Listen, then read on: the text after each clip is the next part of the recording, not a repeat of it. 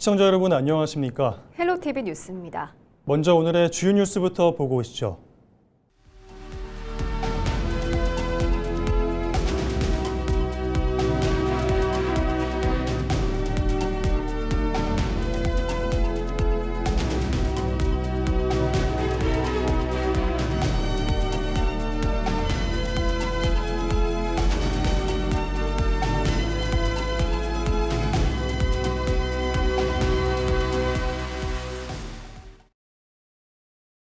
민영배 당선인 인수위원회가 전남 광주 통합특별시 청사 운용에 대한 민 당선인의 기존 입장은 변함이 없다고 밝혔습니다. 인수위는 23일 입장문을 통해 당선인의 기본 원칙은 특별법에 따라 무안, 동부, 광주 세 청사를 균형 있게 운영하며 세 곳 모두 주청사로 운용한다고 강조했습니다. 현재 인수위는 무안 청사를 통합특별시의 시민주권 중심 청사로, 동부청사를 산업경제기능 중심의 성장 거점으로, 광주청사를 기관유지 기능청사로 운영하는 방안을 검토하고 있다고 덧붙였습니다. 인수위는 청사 기능 배치와 운용 방안은 인수위 검토, 특별시의회 협의, 시도민 의견 수렴 과정을 거쳐 확정될 것이라고 설명했습니다. 전남 광주 통합특별시 의회가 조만간 전반기 원구성 절차에 돌입합니다. 통합의회는 다음 달 1일부터 4일 동안 의장 1명과 부의장 2명, 상임위원장 12명을 선출하고 각 위원회별 위원 등을 선임할 계획입니다. 상임위원장은 위원회 11명과 운영위원회 1명 등 모두 12명입니다. 원구성은 무기명 투표 방식을 통해 진행되고 1차 투표에서는 재적의원 과반수 출석과 과반수 득표를 얻어야 하며 2차 투표까지 당선자가 없을 경우 과반수 출석 조건에서 다수 득표 형태의 결선 투표로 확정됩니다. 섬 지역 주민들의 건강지킴이 역할을 했던 전남병원선 512호가 새로운 선박으로 재탄생했습니다. 전라남도는 24일 군산해안 조선소에서 전남 512호 병원선에 대한 진수식을 열고 시운전 등을 거쳐 오는 9월부터 본격 운항에 들어갈 계획입니다. 새로 건조된 병원선에는 진료실과 약제실, 방사선실 등 의료시설과 디지털 엑스레이, 골밀도 측정기 등 최신 의료 장비를 갖췄습니다. 전남 512호는 지난 2003년에 건조돼 섬 지역을 누비며 의료 지원에 나섰지만 선박이 오래되면서 안전성 문제로 투입이 중단됐습니다.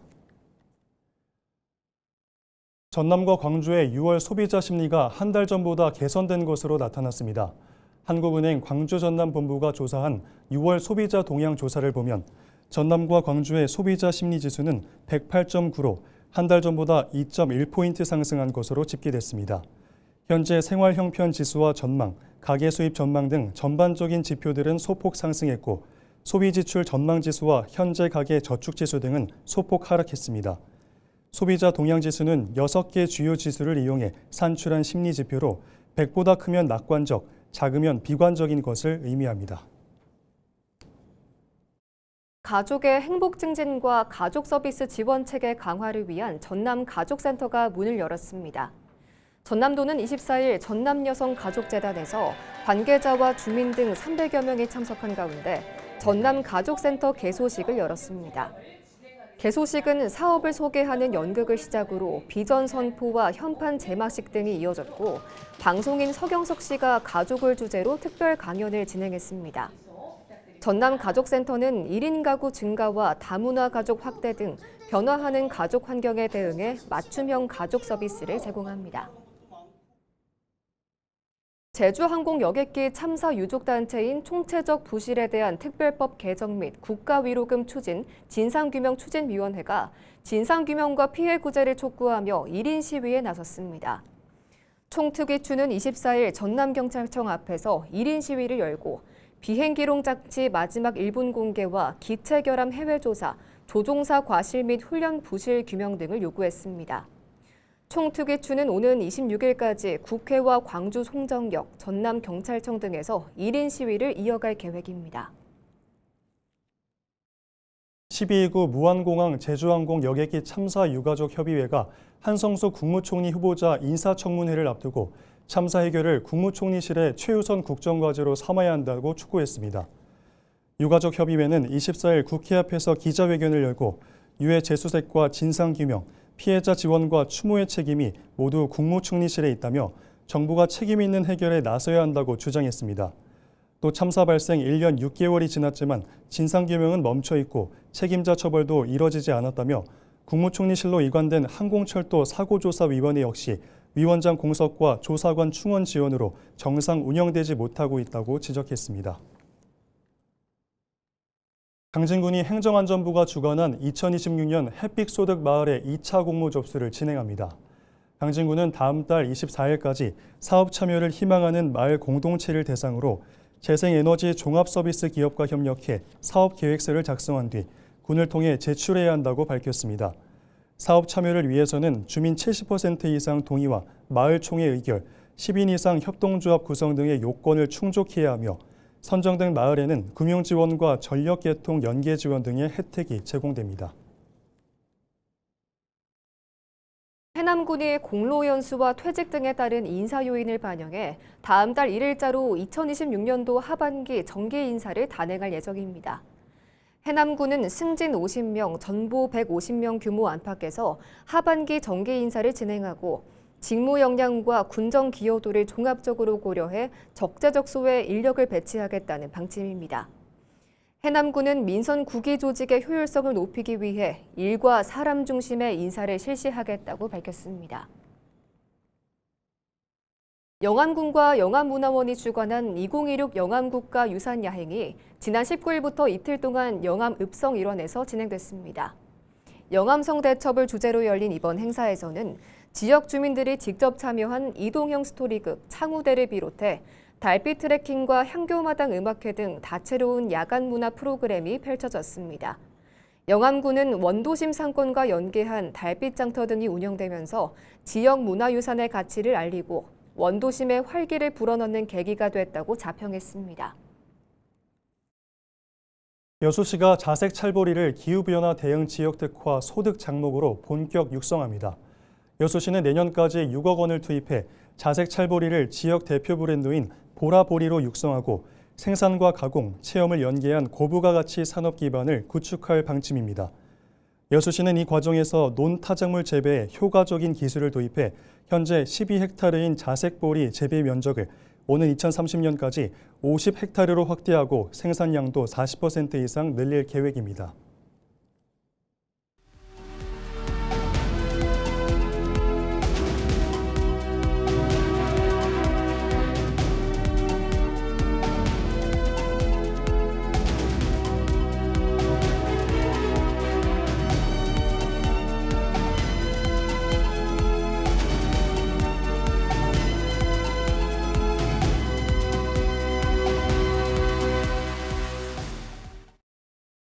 다음 달 취임을 앞둔 박성현 광양시장 당선인은 주요 공약으로 시민 1인당 30만 원의 민생회복 지원금 지급을 약속했습니다. 하지만 광양시의 실제 곳간 사정이 드러나면서 공약 추진 여부 자체가 불투명해졌는데요. 악화된 광양시의 재정 여건과 그 원인을 송하영 기자가 짚어봤습니다. 광양시 민선 9기 출범과 함께 가장 큰 관심사로 떠오른 1인당 30만 원의 민생 지원금. 하지만 광양시의 실제 재정 사정을 들여다보면 지급 여부는 불투명합니다. 당장 올해 쓸 돈부터 수백억 원이 모자라기 때문입니다. 올해 광양시 2차 추경 예산 1조 1,960억여 원 가운데 시의 자체 수입 예산은 2,200억 원 규모. 부지 매각 수입 등이 기대를 밑돌 것으로 전망되면서 올 연말이면 자체 수입 예산은 마이너스 650억 원, 즉 적자가 예상됩니다. 광양시의 세수 추계에 의문이 남는 대목인데 또 다른 주머니 사정도 녹록치 않기는 마찬가지입니다. 광양시가 이미 수년 전부터 미래를 위해 모아둔 핵심 기금마저 꺼내 써왔기 때문입니다. 지방정부는 재정 위기와 대규모 필수 사업에 대비해 통합재정 안정화 기금을 적립합니다.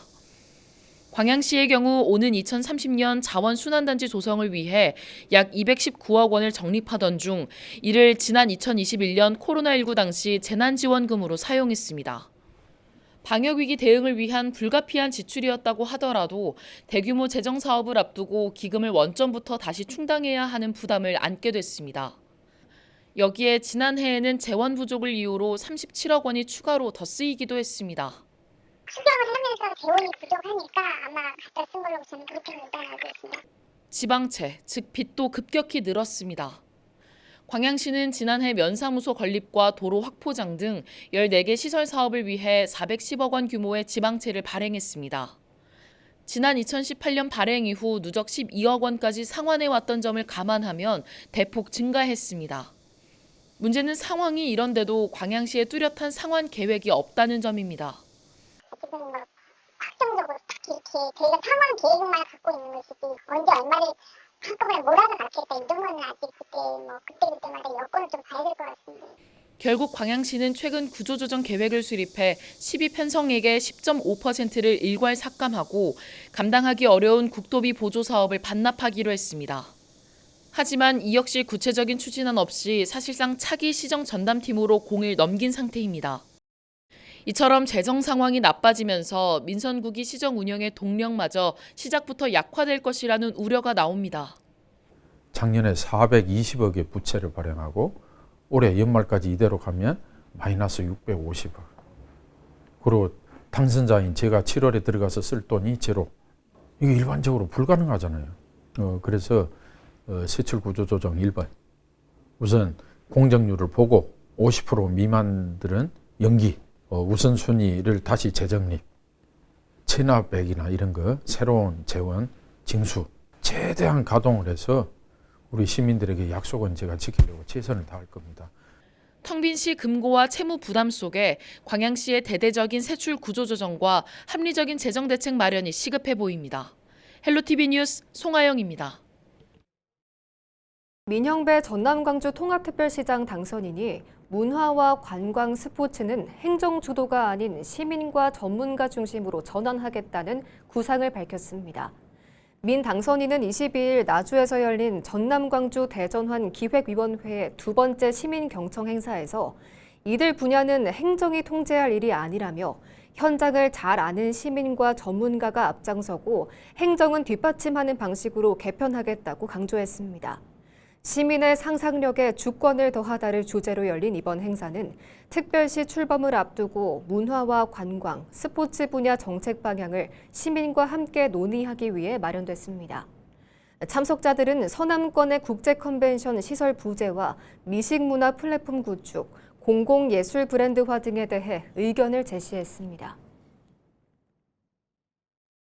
전남 서남권 정치인들이 민형배 특별시장 당선인 인수위원회의 청사 운영 방식에 대해 서남권 차별이자 갈라치기라며 철회를 촉구했습니다. 김원희 국회의원과 강성휘 목포시장 당선인 등은 23일 전남도 의회에서 기자회견을 열고 이재명 정부의 균형 발전 정신을 훼손하는 허울뿐인 삼청사 균형 운영 방침을 강력히 규탄했습니다. 이들은 전날 민형배 당선인 인수위가 발표한 청사 운영 방침이 상생이라는 이름으로 자행된 독단이라며 법적 주사무소는 순천으로 지정하고 기획과 정무 등 핵심 기능은 광주로 가져가면서 무안에는 이름만 좋은 시민주권청사라는 껍데기만 남겼다고 비판했습니다. 특히 과거 전남도청의 무안 이전 당시 전남 동부는 산업 중심, 서부권은 행정 중심이라는 대원칙을 세웠는데 이번 인수위 방침은 역사적 합의와 원칙을 일시에 무너뜨렸다고 덧붙였습니다. 이들은 법적 주소지와 실질적 지휘본부 그리고 의회 기능이 세 곳으로 나뉜다면 비효율과 예산 낭비가 불보듯 뻔하다며 서남권을 소외시키는 행위는 특별시 내부에 식민지를 만드는 위험한 행동이라고 경고했습니다. 조국혁신당과 무소속 여수시 의원 당선인들이 원내 교섭단체 시민주권연대를 출범했습니다. 이들은 23일 여수시의회 소회의실에서 출범 기자회견을 열고 교섭단체 구성협약서를 체결했습니다. 시민주권연대는 조국혁신당 김상일, 권석환, 백진호, 최애국 당선인과 무소속 송하진 당선인으로 구성된 조직으로 의회의 견제 기능 강화를 목표로 시민 알 권리 보장과 대형 사업 검증 등의 뜻을 모았습니다. 한편 여수시의회에서 제2 원내 교섭단체가 꾸려진 것은 이번이 처음입니다. 더불어민주당 전남광주 통합특별시의회 초대 의장 후보로 고흥 출신 송영곤 의원이 선출됐습니다. 송 당선인은 23일 전남도의회에서 열린 민주당 시의회 초대 의장 경선에서 65표를 얻어 의장 후보로 선출됐습니다. 심철희 당선인 후보와 단일화로 경선에 나선 정경선 당선인은 17표를 얻었습니다. 송 당선인은 무거운 책임감을 느낀다며 의원 집행부 시민과 함께 성공하는 특별시를 만들겠다고 밝혔습니다. 의회 주청사에 대해서는 막대한 예산을 들여 의회를 짓는 것은 맞지 않다며 여러 시설을 고려하면 전남도 의회가 맞을 것이라고 덧붙였습니다.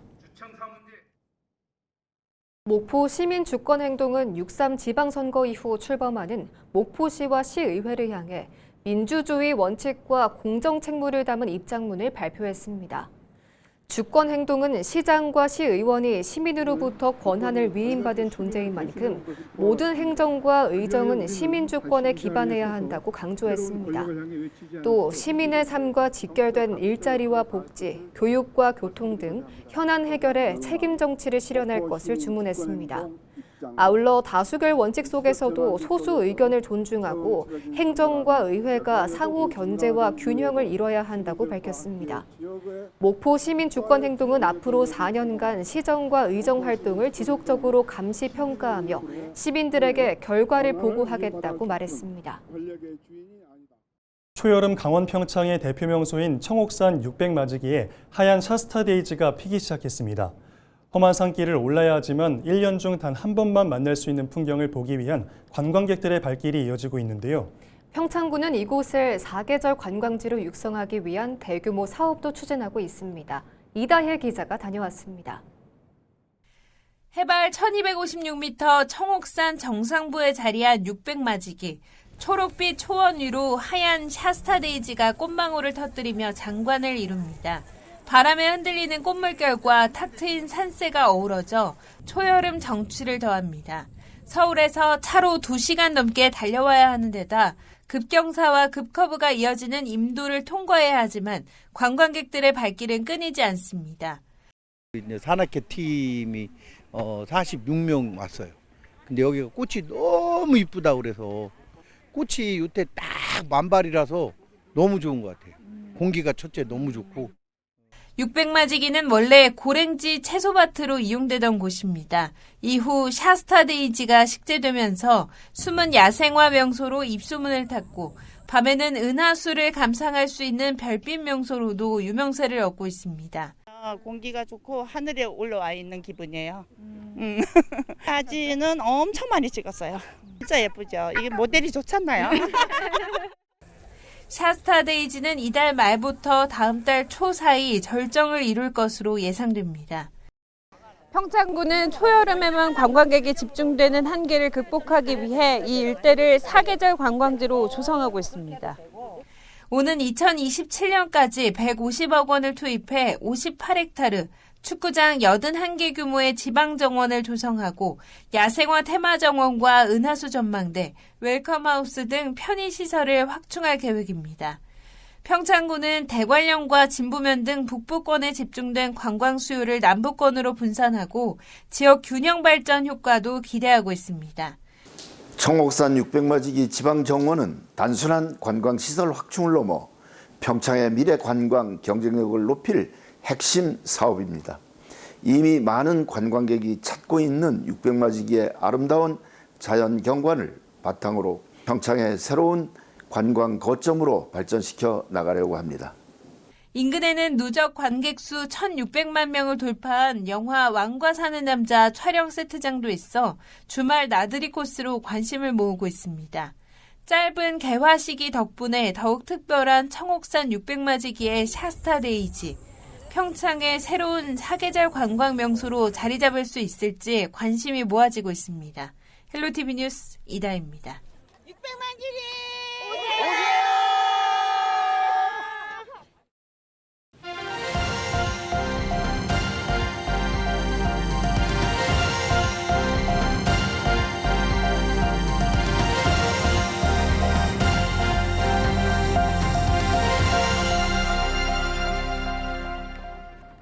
이상으로 뉴스를 마칩니다. 시청해주신 여러분 고맙습니다.